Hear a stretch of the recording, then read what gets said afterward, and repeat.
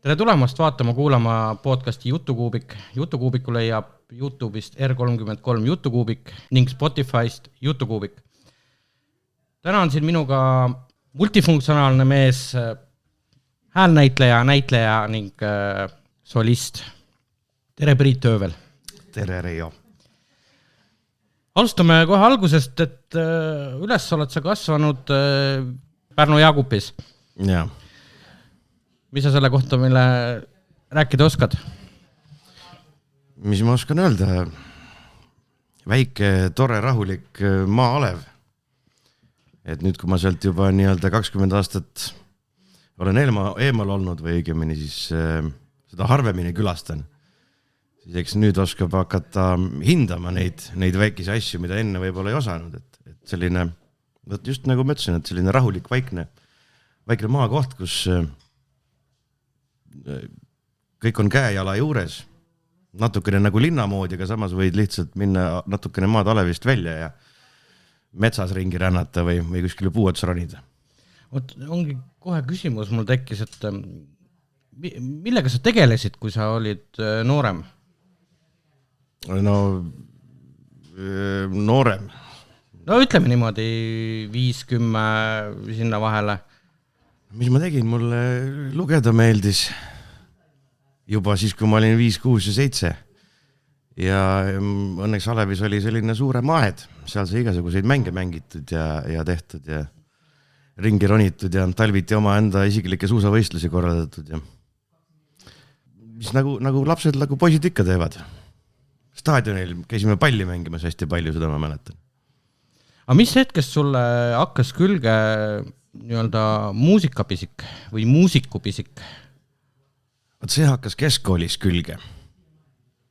Et eks mulle kodus niisama võib-olla joriseda raadiotaustal meeldis nagu muidu ka, aga kui ma ei eksi, siis vist oligi 12. klassis. Avastasin, et emal on mingi väga vana kitarr, totaalne pann vedeles pööningul. Ja siis lihtsalt tuli mõte, et aga võiks hakata seda nagu mängima õppima. Muusikakooli minekuks oli muidugi juba hilja, aga meil kooli tuli kitarriõpetaja Gajane Kurbanova, kes hakkas nii-öelda oma kitarrikursust tegema. Ja ka minusuguse, kes ma muusikakoolis polnud käinud ja kooli muusikatunnis ka ainult, võib-olla me tegelisime põhiliselt laulmisega, võttis mu enda tundi. Siis kohe loomulikult selgus, et see kitarr, mis emal pööningul oli, see ei sobinud mitte millekski. See ei kõlanud ja see keeled ja ta oli kõver ja igate pidi. Nii et siis sai hangitud kuskilt üks teine natukene vähem pann ja sellega sai aasta aega klassikalist kitarri õpitud ja natuke isegi nooti tundma õpitud. Nooditeadmistest ei ole praeguseks ajaks enam muidugi midagi järel. Ja klassikalisest kitarrist ka nii palju, et niipea kui ma hakkasin juba oskama mingisuguseid akorde võtta, siis ma otsisin üles kõik võimalikud lauluraamatud, mis kodus leidusid ja mis leidusid kuskil raamatukogudes ja kus olid sellised tuntud laulud sees. Vanasti olid sellised lauluvihikud nagu laulge kaasa. Ja siis sealt sai otsitud tuntud laule, mida lihtsamate akordidega või tuuridega seda parem. Ja siis neid ma hakkasin muudkui siis nagu järgi laulma ja nii-öelda ennast ise saatma. Nii et kui oli vaja kitarritundi minna, siis need etüüdid, mis oli vaja ette valmistada, need sai siis kähku paar tundi enne tunni algust läbi tehtud. Ülendaja ikkagi mõtlesin, et proovin laulja olla ja ennast lihtsalt kitarri peal saata. Ja kui juba mingisugused meloodiad hakkasid kitarri peal tulema, siis muidugi ma proovisin ise ka hakata kohe loojaks. Ja sõnu ma siis veel ei kirjutanud, siis ma otsisin lihtsalt luuleraamatutest mingisuguseid selliseid lauldavamaid luuletusi ja proovisin nendele mingisuguseid viise teha. Nii et eks ta niimoodi järge mööda tuli. Kas sa midagi üles ka lindistasid? Lindistasin küll, aga ausalt öeldes ma ei tea, kas ja kus need üldse alles on. Sest lindistamispisik on mul ka tegelikult juba, see on mul juba enne kitarrimängu ja enne nii-öelda muusikuks hakkamist sees olnud. sest emal oli selline vana lintmakk, mille küljes oli ka selline, või külge käis plastmassist mikrofon. Ja siis mulle meeldis teha nii-öelda ise mingisuguseid raadiosaateid. Et võtsin mingi tühja selle lindi kätte, panin käima ja siis lihtsalt nagu lobisesin sinna peale. Ja need kettad peaks vist kusagil pööningul alles olema. Ja hiljem siis, kui ma juba nagu asjadest hakkasin rohkem aru saama, siis ma seda sama mikrofoni, seda sama kassettmakki kasutasin ka selleks, et näiteks raadiost mingisuguseid muusikat lindistada, mis mulle meeldis. Sellepärast, et kassettmakk oli tollal luksus, seda meil ei olnud. Ja nii, et see oli nagu ainuke variant, et siis sai nende ketaste peale lindistada. No ja siis, kui ükskord välismaa sugulased kinkisid või kuidagi moodi sattus meie perre ka üks selline kassettmakk, siis ma hakkasin juba sellega lindistama raadiotest saateid ja asju. Seda me vist oleme kõik mingi ajahetke oma elus teinud, mul on selline tunne, et jah. Sukest ketaste peal lindi asja mul ei olnud, aga hiljem ma mäletan küll, et kassetikas oli küll, millega sai lindistada, jah. Mm-hmm. Nii, edasi. Lõpetasid kooli ära. Lõpetasin kooli ära ja siis siirdusin Tallinnasse. Et eks sai igasuguseid asju mõeldud, mida tahad nagu edasises elus teha. Mina mõtlesin, mulle kohutavalt näitlemine meeldis juba kooli ajal. Näiteringis sai osaletud ja igasugustel konkurssidel käidud kooliteatriga. Aga tol hetkel ei olnud, lavakasse vastuvõttu konkurssi sel aastal ei olnud. Viljandis see oli, aga sellega seoses ma vist tegin ka ühe sükse väga lolli vea õigemini. Ma siiamaani ei saa täpselt aru, mismoodi ma seda teha sain, aga ühesõnaga sõbraga koos mõtlesime, et lähme Viljandisse, proovime ka näitleja kursusele sisse saada. Ja vaatasime ajalehe kuulutusest, et katsed toimuvad sellest kuupäevast tolle kuupäevani, 3 päeva. Ja siis me vaatasime, et esimesel 2 päeval meil ei ole aega, mingid muud tegevused olid, et lähme sellele 3. päeval, et kui need katsed, me mõtlesime, et iga päev on mingisugused katsed. Aga reaalsus tähendab ju seda, et esimene päev on esimene voor, kust pääsevad nii-öelda paremad edasi teisele päevale ja lõpuks 3. päeval siis selgub see lõplik kursus, kes vastu võetakse. Ja meie siis täiesti sinisilmselt jõudsime kohale 3. päeval ja ütlesime, et me nüüd siin oleme, me tahame sisse saada. Muidugi siis mingite võimalust enam ei olnud ja siis me lihtsalt tulime kuidagi moodi häälega sealt Viljandist tagasi. Ma ei tea, kust see mõte võis nagu üldse veel vähe tulla, et see asi nagu niimoodi käib. Siis teistes koolides käib, sul on mingi aken. Täpselt, et siin on sul katse ja järgmine päev on sul võimalus mingit testi teha ja ma ei tea, noored ja rumalad. Siis sai igast muid asju ka proovitud ja lõpuks ma läksin Pedasse, tänapäevasesse Tallinna Ülikooli siis, õppima loodusteaduslike ainete õpetajaks põhikoolile. Nii et umbes 3 aastat ma pidasin selle vastu. Õppisin siis geograafia, bioloogia ja füüsika õpetajaks põhikoolile. See oli nagu väga, väga tore aeg, aga ausalt öeldes mul neid valemeid asju mul enam meeles ei ole. Ja kui ma mõnda puud või taime mäletan, kui ma looduses ringi rändan. Ja see jäi kuidagi pooleli mul just enne seda, kui hakati õpetama seda, kuidas olla õpetaja. Ma isegi jõudsin vist ühel vaatluspraktikumil ära käia oma enda vanas koolis Pärnu Jaagupis. Aga siis tuli suure hooga teater peale. Salongteater, Dajan Ahmet selle eestvedaja oli. Ja sealt just olid paar näitlejat lahkunud. Indrek Ojari oli ju mitmendal katsel lõpuks saanud lavakasse sisse ja tema siis nii-öelda läks Salongteatrist ära ja miskit moodi mul siis sõber ja bändikaaslane Aare, tema oli Indrekuga kokku juhtunud ja Indrek oli talle öelnud, et on 2 vaba kohta. Et kas te ei tahaks tulla proovima Salongteatrisse nii-öelda näitlejaks. Ja nii me suure hurraaga siis läksimegi. Aga selleks hetkeks oli sul juba mingisugune bänd moodustatud siis? No ütleme nii, et sel ajal täpselt see sama sõber Aare, tema õppis samamoodi minuga koos looduslike ainete õpetajaks. Ja siis me nii-öelda ühikas saime kokku ja saime teada, et me kumbki üritame kitarri mängida ja mõnda tuuri oskame ja siis proovisime koos midagi mängima hakata. Selleks ajaks olid minul mõned nii-öelda oma lood kirjutatud, oli tal mõned omad lood kirjutatud ja nii me hakkasime koos neid mängima. Ja ma mäletan, me tegime proove ja siis me koos kuulusime korporatsiooni Sakala Tallinnas ja me tegime seal korbiruumides proovi. Ja ma mäletan, me kõndisime proovist kodu poole või ühika poole, kitarrid seljas ja siis läksime mööda sellisest kohast nagu Šveiki juures. Oli selline kõrts vanalinnas. Me mõtlesime, et enne koduminekut lähme võtame mõned õlled. Selle Vene ja Uue tänava ristmikul oli siis selline kõrts Šveiki juures, Tšehhi õllerestoran. Läksime sinna ja ütleme, see korraks õlut jooma minek, see nii-öelda päris korralikult muutis edasist elu mul. Sellepärast, et Šveigi juures tollal igal esmaspäevast laupäevani, siis iga päev oli elav muusika.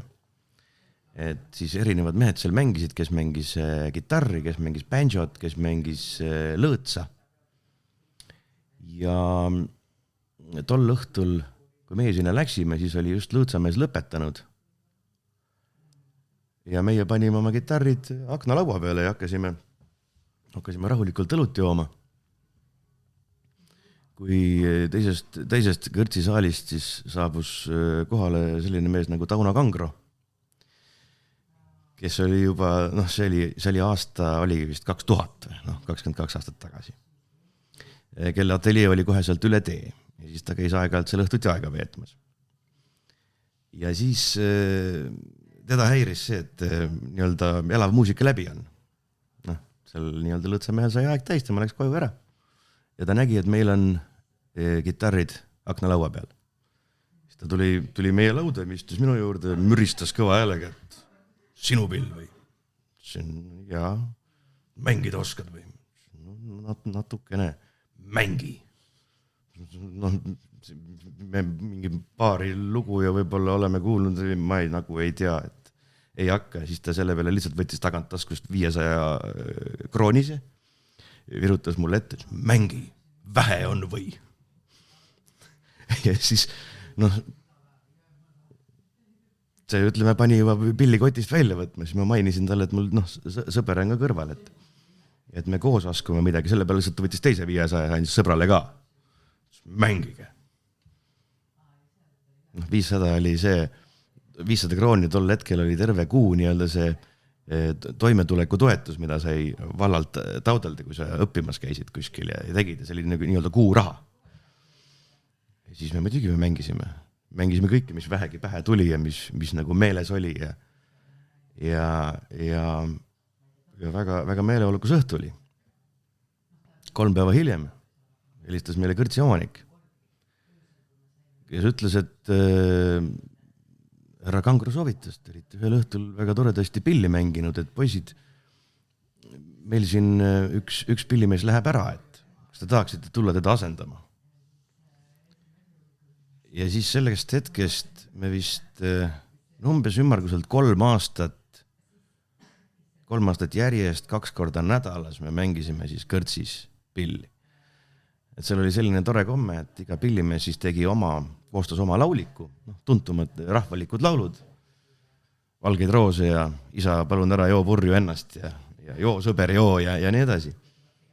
Ja siis 2 korda nädalas siis saabusime kohale, jagasime laudkondadele niimoodi 4-5 inimese peale ühe lauliku ja nii sai seal 3 või 4 tundi lihtsalt tehtud sellist ühislaulmist, rahvaga jauramist ja kuna see oli väga populaarne kõrts tallal, eriti just nagu reede ja laupäeva õhtuti, siis tollal tohtis ka kõrtsid ja suitsu teha meeletult. No siis oligi sellised lihtsalt iga kord, kui sealt ära tulid, siis oli nagu hääl kähe nii sellest suitsust kui seda, et sa pidid kokkuvõttes üle kogu selle kõrtsi röökima ja laulma. Aga väga toredad ajad olid, kuigi tol hetkel jah, mingi hetk tekkis see tunne, et kui sealt nii-öelda töölt tulid, siis panid kitarri nurka ja siis enne ei tahtnud teda puutuda, kui jälle tagasi läksid. Et ühel hetkel sai seal nendest rahvalikest lauludest päris korralik siiber ikka. Mul tekkis selle jutu juures üks küsimus, kus see kõrtsi omanik su numbri sai või selle sõbra numbri või? Ju me jagasime tol õhtul seda ikka, ma arvan. No loogiline on, jah.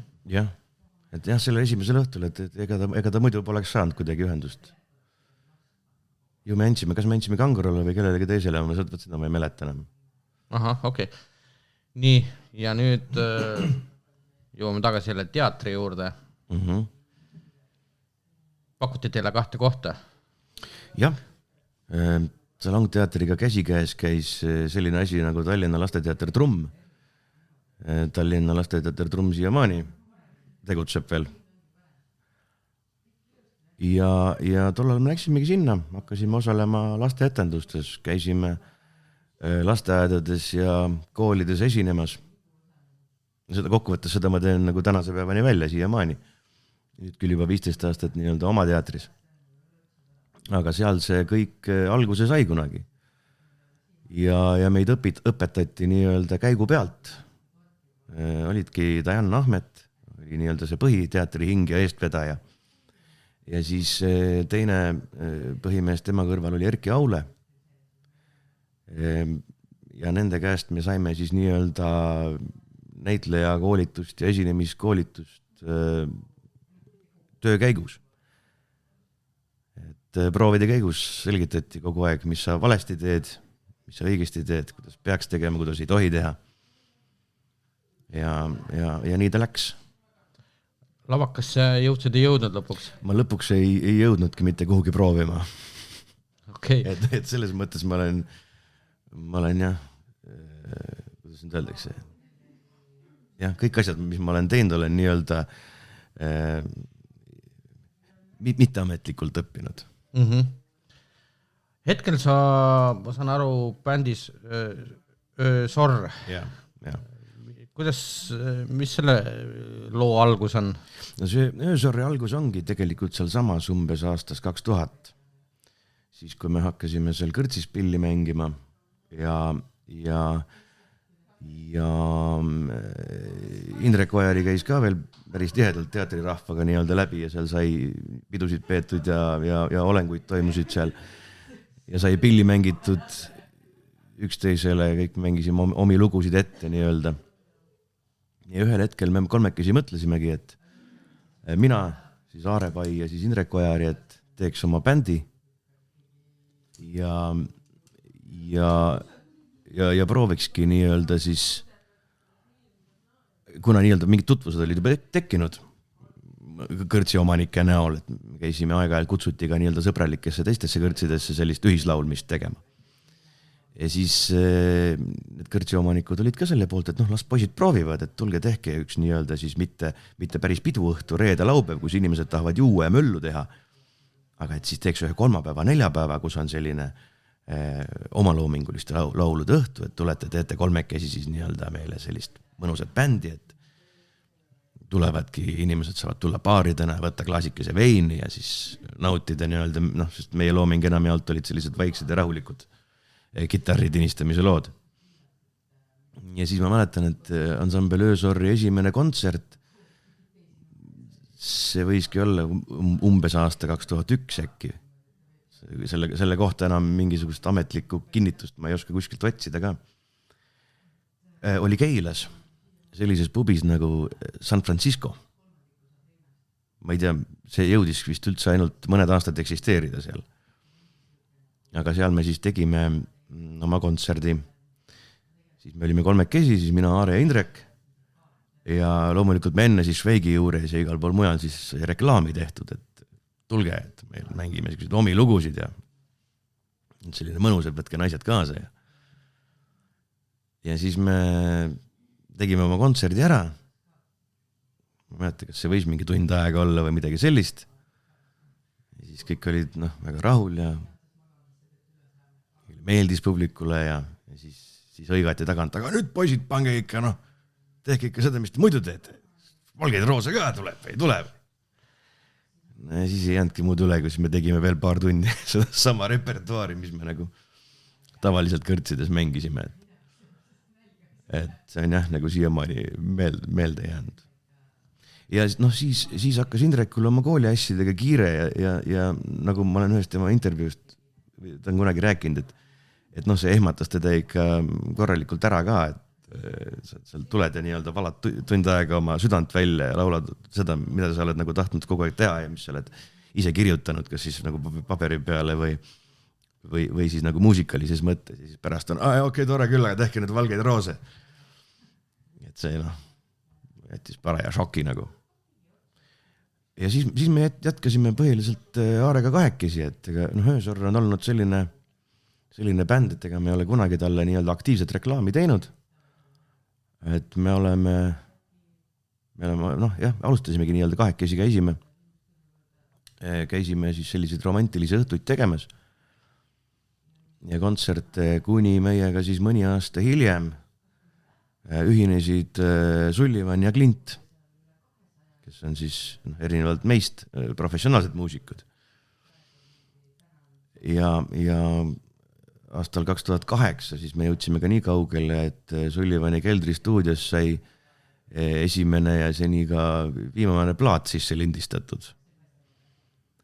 Nii et ja praegu ongi nii, et me siis esineme kahte moodi, kas siis Aarega kahekesi, lihtsalt 2 kitarri, 2 laulu, või siis on juures ka Klint, kes mängib basskitarri ja Sullivan, kes mängib siis kõik võimalikke löökriistu. Sellises suures 4-liikmelises koosseisus. Ja endiselt me väga suurt nii-öelda reklaami ei tee, et kes meid teab, see teab. Facebookis oleme olemas, YouTube'is oleme ka olemas, SoundCloudis oleme ka olemas uuemate lugudega ja meie teise plaadi salvestused kestavad juba ka umbes 3. aastat. Et siis, kui see suur koroonalaine nüüd peale tuli, siis mõned muusikud võtsid ennast kokku ja hakkasid plaate välja laskma, siis meil juhtus nagu vastupidine asi, et kõik läksid kuhugi maale eraldatusesse ja loodusesse ära. Et me oleme stuudios nüüd nagu vähem kokku saanud, aga ma ei kaota lootust, et ma arvan, et eks varsti saame jälle kokku ja teeme asja edasi. Kuidas see esimese ainukese plaadi müügiedu oli? Ma ei oskagi nüüd niimoodi öelda, sest kuna see ainuke plaat on, siis ega ma ei tea. Mõtlen palju nagu... Mis tegime umbes 1500 plaati äkki või? Ja meil oli sponsor, talle läksid mõned plaadid, ta kinkis siis neid oma koostööpartneritele. Ja siis me saime ise nii-öelda midagi poodi müüki lükata. Ja ega nad said meile suhteliselt nagu ruttu mingi hetk nagu otsa. Et mõned aastad tagasi me tegime väikse lisatiraaži ka. Aga ma ei oska nagu võrrelda selles mõttes, et jällegi, et mis see nagu normaalne number on või ma arvan, et meil läks enam-vähem nagu hästi. Aga Spotify's ei ole pannud üles? Olen küll. Ja ma panin selle Spotify's üles suhteliselt juba siis, kui see välja tuli, ehk siis 2008 jõuludeks enam-vähem tuli välja, siis 2009 ma hakkasin vaatama, et minul oli siis juba Spotify olemas. Hakkasin uurima, et kuidas see käib ja kuidas saab Spotify'sse oma muusikat üles laadida. Ja nuputasin selle välja ja paningi meie plaadi Spotify'sse üles. Ja sel ajal, ma ei ütle, me ei olnud esimesed Eestis, aga Eesti muusikat praktiliselt Spotify's ei olnud. Ma ei julge öelda, kes need juba olid ennast siin üles sättinud, aga minu arust mingid suuremad muusikafirmad või produktsioonifirmad Eestis nagu ei pööranud tol hetkel sellele veel tähelepanu. Või siis nad ei tegutsenud sellega, sest kui ma rääkisin nagu oma bändimeestele, et kui ma panen meid ka sinna üles, siis nad olid ka siuksed, pane kui tahad, mis ega see, inimesed ostavad ikkagi plaati, kes see netist kuulab. No ja see oli selle ja see mõttemaailm, jah. Jah. Aga sai pandud ja ma väga rahul siiamaani sellega. Mis hetkes sa sinnamaani jõudsid, et filmidele, multikatele peale lugemist tegema hakkasid? Sellega on selline asi, et seda ma olen kogu aeg tahtnud teha tegelikult.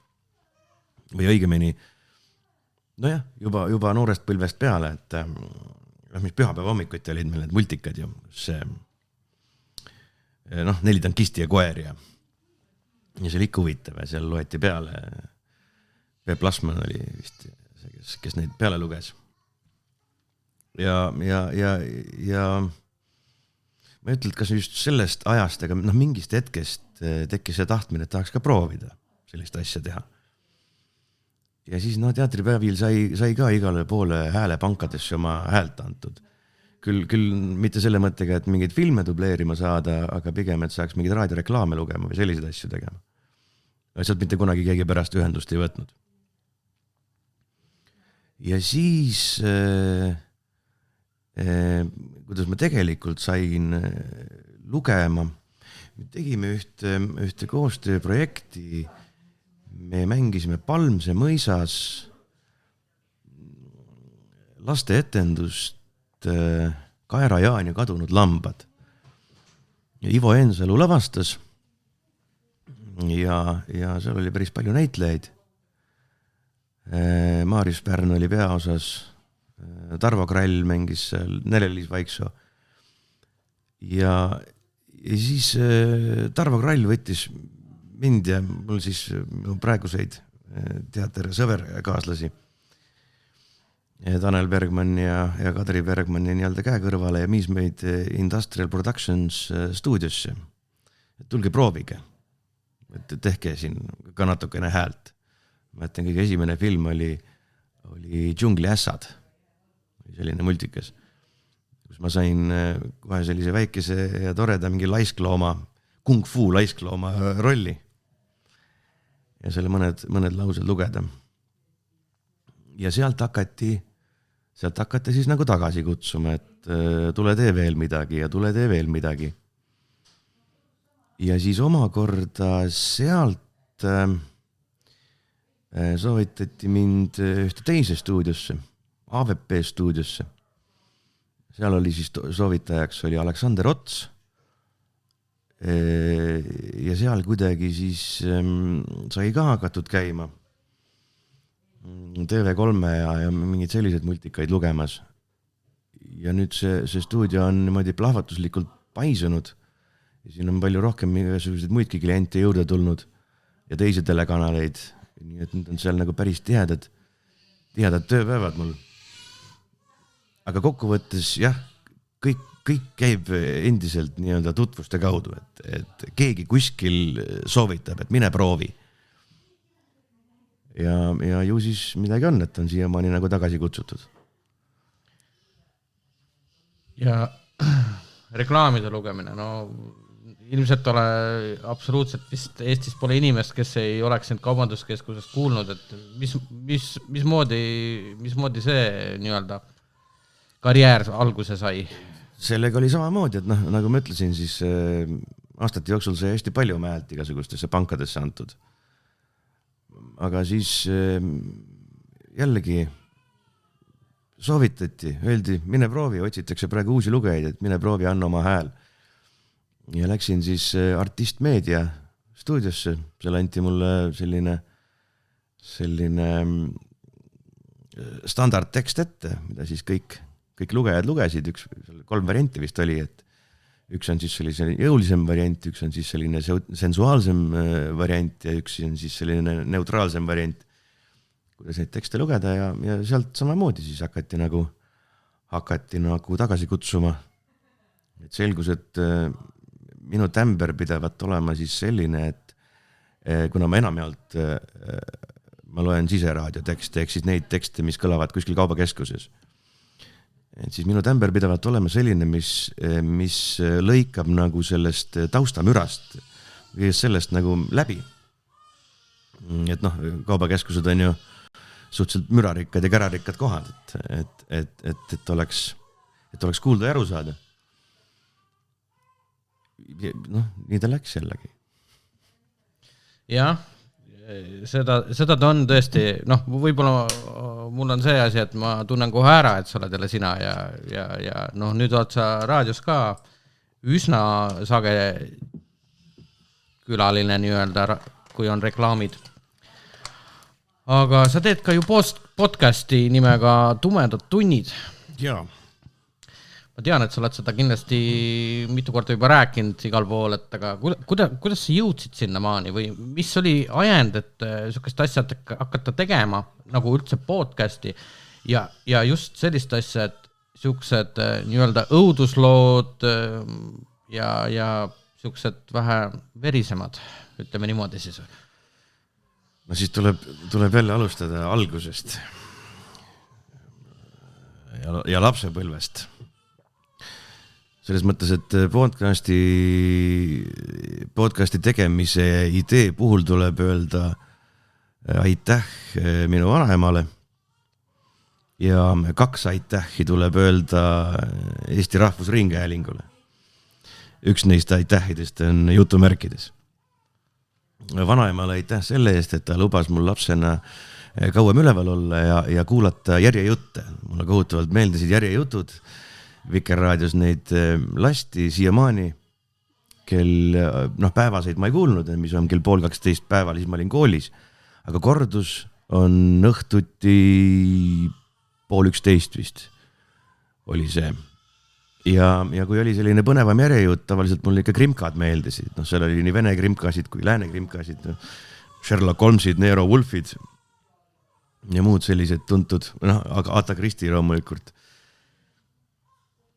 Et need olid kõik väga põnevad ja mul lubati neid siis kuulata. Kuuldemängudega ma puutusin kokku või kuulasin neid natukene vähem.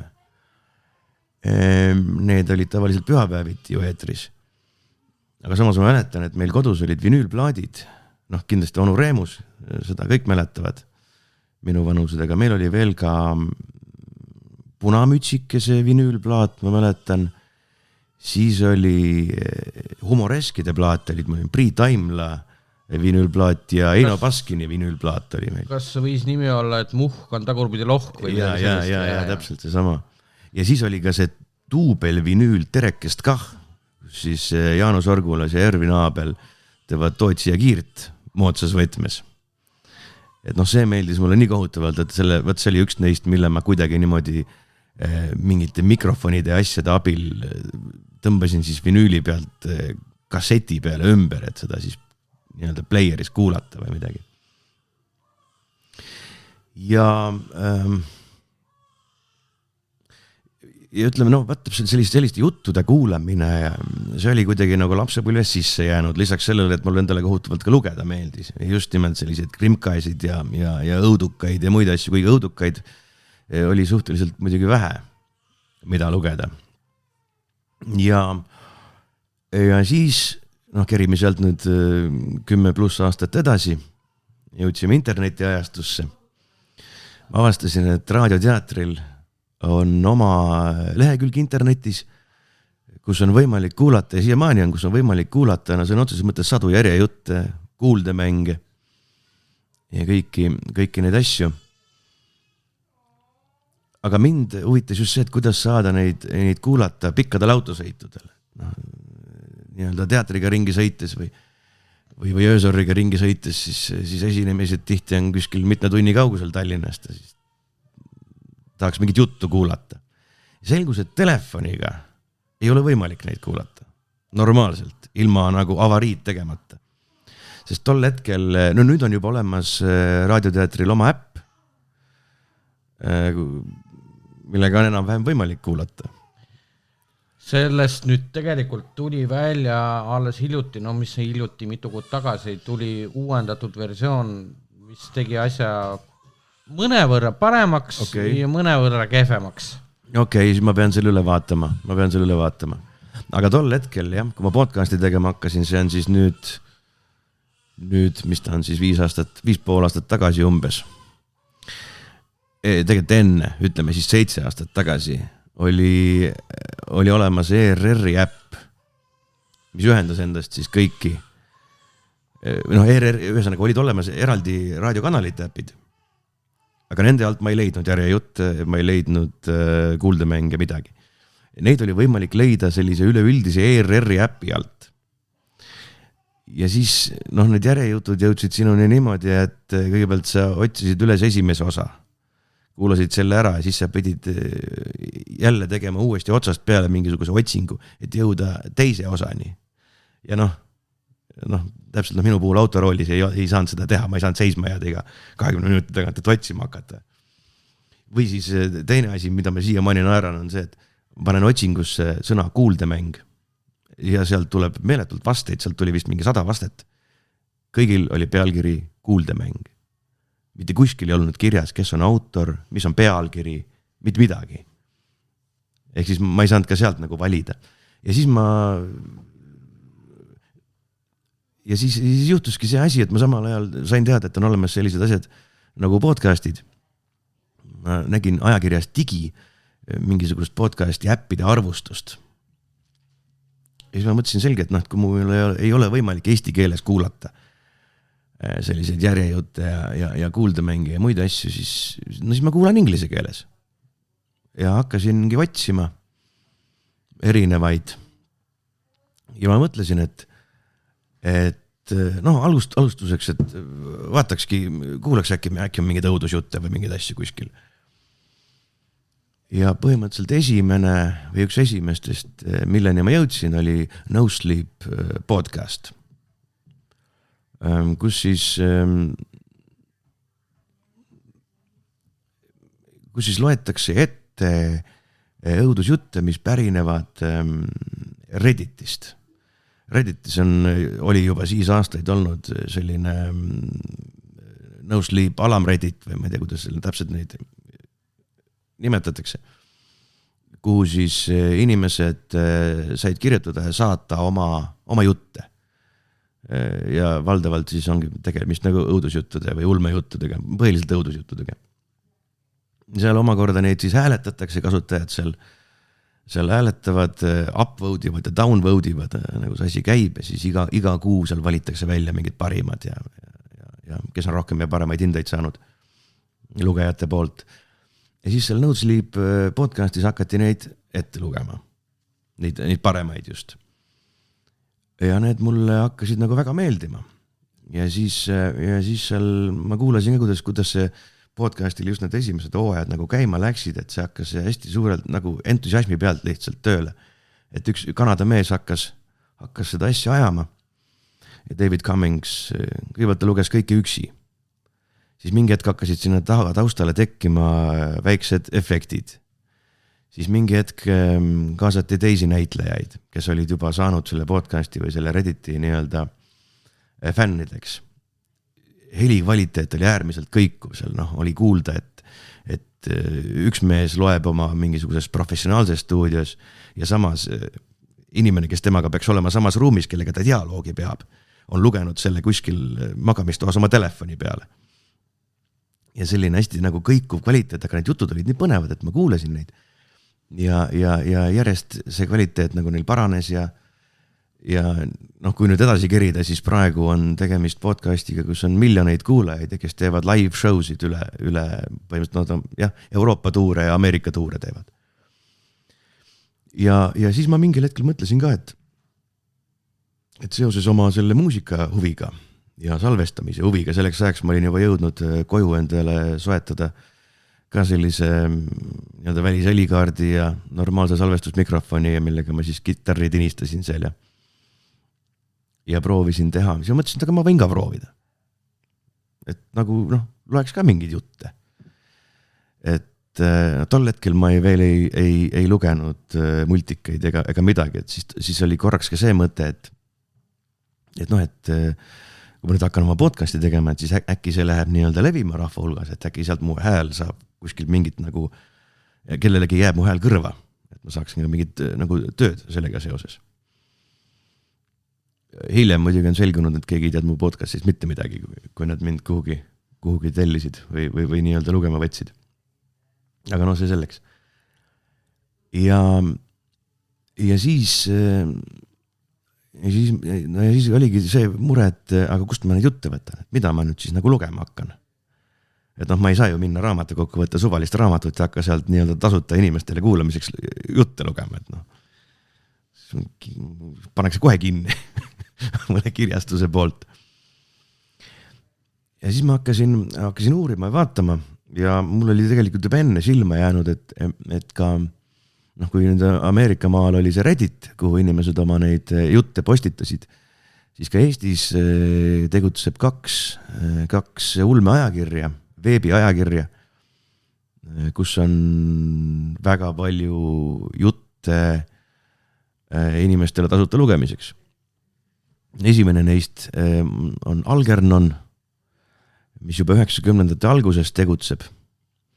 Ja teine on Reaktor, mis alustas oma tegevust veidike hiljem, aga mõlemad nad siis avaldavad oma netileheküljel autorite tekste. Need, kes põhimõtteliselt Algernoni puhul on see asi nagu natukene rohkem kureeritud, et seal tehakse selline suurem selektsioon ja kvaliteedikontroll ja et seal nagu avaldatud saada. Selle peab olema juba natukene nii-öelda kuidas ma nüüd ütlen, kogenum kirjanik võib olla. Aga Reaktor avaldab ka selliseid katsetuse moodi asju päris tihti. Ja mina alustasingi Algernonist, ma vaatasin, kes seal on need põhiliselt kirjanikud ja ma lihtsalt otsisin endale nende kontaktid ja kirjutasin ja küsisin nende käest. Et Indrek Hargla, Karen Orlau, Maniakide tänav, Veiko Pelials, Meelis Friedenthal, Joel Jans ja neid nimesid võiks jätkata, mul kokkuvõttes on podcastis vist läbi käinud umbes 30 erinevat kirjanikku tänaseks päevaks. Aga ütleme, et nemad olid esimesed, kellega ma ühendust võtsin ja küsisin nende käest, et kas te oleksite huvitatud, et teie jutud, mis on nii kõigile vabalt kättesaadavad internetis, et kas ma tohin võtta ja proovida teha neist nii-öelda kuuldemängu laadseid asju. Audioraamatuks ei tohi neid nimetada, nagu ma valulikult teada sain. Need ei ole audioraamatud, need, mis mina teen, on kuuldemängud. Ja tänu sellele, et nad ei ole audioraamatud, nad on kuuldemängud, nad ei kuulu mitte ühegi mingisuguse seadusliku raamistiku alla muu hulgas. Ühesõnaga küsisin, kas ma tohin hakata tegema kuuldemänge ja neid sisse lugema nii-öelda ja nad kõik olid nagu väga hea meelega nõus. Ja nii see asi nagu algas kokkuvõttes. Mul tekkis küsimus, sul käivad ka ju tegelikult selles mõttes külalised või nii-öelda, kes aeg-ajalt loevad teisi osasi, siis sul on käinud seal erinevaid meesterahvaid ja sul ka oma naine seda teeb, eks. Et kui lihtne või kerge on seda hiljem nagu siis nii-öelda kokku lappida? Nii ja naa, et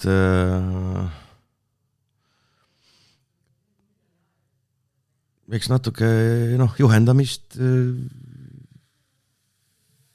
ja nii ta tuleb, et ei see ei ole väga keeruline. Keeruliseks ma olen ise selle asja paari korda ajanud, kui ma olen üritanud teha hästi sellist suurt projekti ja võtnud hästi palju inimesi. Teoteatriga tegime ühe projekti, kus oli väga palju nagu näitlejaid. ja seal mul endal läks natukene võib-olla lappama see, et lõpuks need fraasid ja kõik need ei kõlanud päris nii hästi kokku, nagu ma ise olin algselt planeerinud. Aga üldiselt mul on ikkagi omal mingisugune nägemus peas olemas, kuidas ta peaks kõlama. Ja siis ma panen ta niimoodi kõlama. Et ma ei tea, kuidas seda nüüd hästi öelda, et on mingisuguseid lugusid, mis panevad nagu endal nagu selle fantaasiaga võib-olla natukene rohkem tööle. Ja mõni teine lugu võib-olla natukene vähem. Ja aga jah, kokkuvõttes ma arvan, et olen hakkama saanud. Muidugi ühe algaja tehnilise vea või jah, väga sellise lolli vea ma tegin. Käisin tavaliselt oma naist ja lapsi ma siis salvestan omal kodus ja iseennast. Aga teisi ma salvestan niimoodi, et ma käin külas. Kas siis oma sõpradel või tuttavatel. Ja ma salvestasin Margus Prangeliga ühte rolli. Käisin selleks Von Kleeni teatris. Seal me leidsime keldris ühe ilusa sellise vaikse nurgakese, kus ta siis luges mulle rolli sisse. Mul oli kaasas kantav selline diktofon. Ja diktofoni külge sai ühendada mikrofoni, korraliku stuudiokvaliteediga mikrofoni. Diktofonil endal oli ka see selline stereo mikrofoni võimekus olemas ja siis see diktofon ise vedeles mul seal kuskil kõrval diivani peal ja Margus siis luges oma teksti mikrofoni, sellesse korraliku mikrofoni. Luges oma selle pika teksti ära siis ja mina pakkisin oma asjad kokku ja ütlesin aitäh ja läksin koju ja siis kodus selgus, et ma olin unustanud selle mikrofoni sisse lülitada, milles seda luges. Nivood käisid, seda ma nägin, aga nivood käisid sellepärast, et töötas selle diktofoni enda sisse ehitatud mikrofon, see, mis vedeles eemal kuskil diivani peal. Ja siis ma tagusin natuke aega peaga vastu seina ja siis helistasin uuesti Margusele, ütlesin, et natuke sassi, teeme uuesti. Ja õnneks ta oli nõus ja tegime selle uuesti ära. Nüüd sellest ajast peale ma kontrollin väga hoolega, millised tulukesed mul parajasti põlevad, kui ma midagi teen. Ja. Mul on ka nii üht kui teist juhtunud podcasti tees. Sa tegid kõrvale sellise ürituse nagu Patreoni. Kuidas sa selle peale üldse tulid ja mismoodi sa valid, et mis asi läheb Patreoni nagu tootjatele ja mis asju nad nagu saavad nagu lisaks selles mõttes tavakuulajatele Spotify's näiteks? No ma Patreoni peale tulin jällegi tänu sellele, et ma kuulasin ise mingisuguseid teisi podcast'e ja kes siis tegid oma Patreoni lehtedele seal reklaami. Et nüüd need, kes ei tea, siis Patreon on selline nii-öelda nagu toetuslehekülg. Nagu Eestis on umbes nagu on hooandja. Ainult, et kui Eestis hooandja on projektipõhine, ehk siis sa tahad teha oma plaati, käid selle seal välja, kallis rahvas, annetage mulle raha, et ma saaks plaati teha. Plaat saab valmis, siis inimesed saavad selle eest endale midagi vastu. Kas siis plaadi või kutse kontserdile või mida iganes.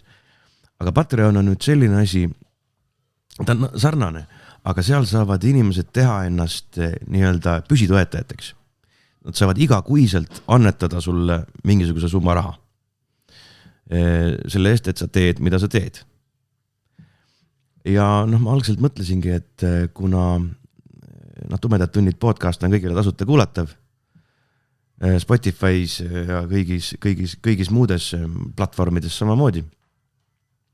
Et siis, et sellele reklaami teha ikkagi kulub üht-teist, samuti kulub juba selle peale, et seda podcasti nii-öelda üleval hoida serverites, et oleks üldse kodulehekülg ja nii edasi, et sealt natukene midagi nagu need kulusid katta. Ma otsustasin siis teha endale ka Patreoni lehe. Ja mingil hetkel, kui sinna hakkas nagu neid toetajaid tekkima, siis ma mõtlesin, et noh, et neid ikka juurde tekiks ja et neid hoida, siis peaks neile ka mingisugust sellist lisasisu andma, et neil oleks huvi. Et alguses oli lihtsalt seal, kuna ma aeg-ajalt, kui ma loen mõne jutu, mõne kirjaniku või kirjastuse äsja ilmunud teosest, siis tihti peale ma loosin ka selle teose, ütleme Facebookis jagajate vahel välja. Siis näiteks oligi see nii-öelda Patreoni toetajate eelis oli see, et nad saavad osaleda loosimistes automaatselt, et nad ei pea postitusi jagama. Mida suurem nende toetus on, seda rohkemate häältega nad seal osaleda saavad. Ja nii edasi. Aga jah, mingil hetkel ma otsustasin, et peab neile nii-öelda ka mingid väikest nii-öelda präänikot andma või kuidas öelda, et mingid osi neile tegema. Ja alguses ma ei julgenud Eesti kirjanikke nagu väga sellega tülitama hakata. Sest et ütleme, podcastis jõuab siis see nende jutt või siis reklaam nende raamatu kohta, mis ma seal teen. See jõuab nagu sadade inimesteni. Nüüd tänasel päeval ütleme peaaegu 1000 inimeseni või umbes nii. Aga Patreonis, kui ma teen selle loo sinna, siis seal oli võib-olla heal juhul mingisugune 10 inimest. Et see oleks nagu selline, ma ei osanud nagu ette kujutada, et kuidas nad suhtuvad sellesse. Ja siis ma võtsin kätte ja hakkasin suhtlema korraks ka väliskirjanikega ja kirjutasin nendele samadele Redditi kirjanikele, kes siis on Nosleepis avaldatud ja küsisin, kas nad oleksid nõus, et ma proovin nende lugusid tõlkida, lühijutte eesti keelde ja siis neid oma Patreoni lehel avaldada. Ja päris mitmed ja järjest rohkem oli nõus. Ja siis ma hakkasingi proovima. Ja seal oli teine väike asi ka juures, oli see, et üldiselt neid, mis ma nii-öelda tavapodcastis, ütleme nii, siis tavapodcastis teen Eesti kirjanike lood, neid on, ütleme, see põhifännibaas, ehk siis Eesti ulmelugejad, ulmekuulajad, nad on neid lugenud. Neil on need raamatud olemas, nad on selle sama Algernoni, nad on Reaktori läbi lugenud. Nad põhimõtteliselt teavad neid lugusid. Aga siis ma mõtlesingi, et saaks Patreoni natukene ka nii-öelda meelitada selliste asjadega, mida ei ole varem tehtud. Et ma ise tõlgin eesti keelde lugusid, mida ei ole varem tõlgitud. Ja hakkasin siis nii-öelda nendest jutte tegema Patreonile.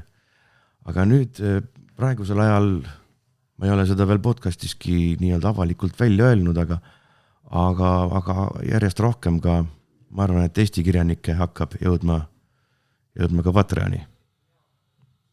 See on muidugi hea uudis, sest et ma aeg-ajalt käin ka, olen Q2, kuulan lood ära, siis siirdun mujale ja tulen jälle tagasi. No vaat, et sinusugused kauemaks püsima jäävad, siis ma tahakski jõudma ka Patreoniga sinna maani, et ikkagi iga kuu ilmub vähemalt üks uus osa. Aga kahjuks siiamaani ikkagi aja taha jääb enamjaolt see asi. Et see just see järeltöötluse pool, et see võtab ikka päris korralikult aega, nagu sa isegi tead. Tean, jah. Ja tegelikult nüüd lõpetuseks ma tahtsin veel sukest asja küsida, et sa oled kui ju tegelikult õhtu juhtimisega tegeled tihti lugu. Jah. Mismoodi sa selle ameti peale üldse jõudsid?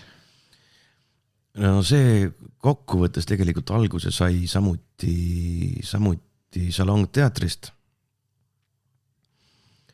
Kui nii-öelda teatrites üldse ja eriti veel nii-öelda selle lasteteatri poolega, millega me tegelesime, siis põhihooaeg kestab ju sügisest kevadeni. Ehk siis on sellised vabad suvekuud, kus inimesed teatrites ei käi. Küll aga tol ajal tehti ohjeldamatult kõik võimalike firma suvepäevi. Ja siis tekkis seal ka suurtel juhtidel mõte, et nii-öelda lavakogemusega inimesed teeme mingisugust show'd, hakkame ka pakkuma võimalust suvepäevi läbi viia. Noh, Dajan Ahmet ja Erki Aul ise olid juba tol hetkel nagu professionaalsed õhtujuhid. Meie ei olnud selliste asjadega nagu eriti tegelenud, aga siis, kui me nii-öelda kogu meeskonnaga hakkasime neid suvepäevi läbi viima, siis saadeti meid nii-öelda, visati aeg-ajalt vette, et mine kuuluta nüüd see asi välja ja mine kuuluta too asi välja ja mine vii see mäng läbi ja teine mäng läbi ja niimoodi kordamööda sai neid asju seal tehtud ja aetud. Ja nüüd praegu, kui me oleme juba aastaid ja aastaid teater Sõber kolmekisi oma vundiga, et siis samamoodi sai tehtud päris palju kõikvõimalikke lasteüritusi. Et noh, praegu on jah, need lasteüritusi üldse on tegelikult vähemaks jäänud, et sellist meeletut suvepäeva möllu enam ei ole, nagu vanasti. No jaa, praegu on teised ajad ka. Aga ehk läheb ikka paremaks. Aga selge, tänan, et sa leidsid aega, et läbi astuda, natuke juttu puhuda ja ma soovin edu sulle. Aitüma, sulle ka. Ja teiega, kallid sõbrad, näeme ja kuuleme jälle. Tšau!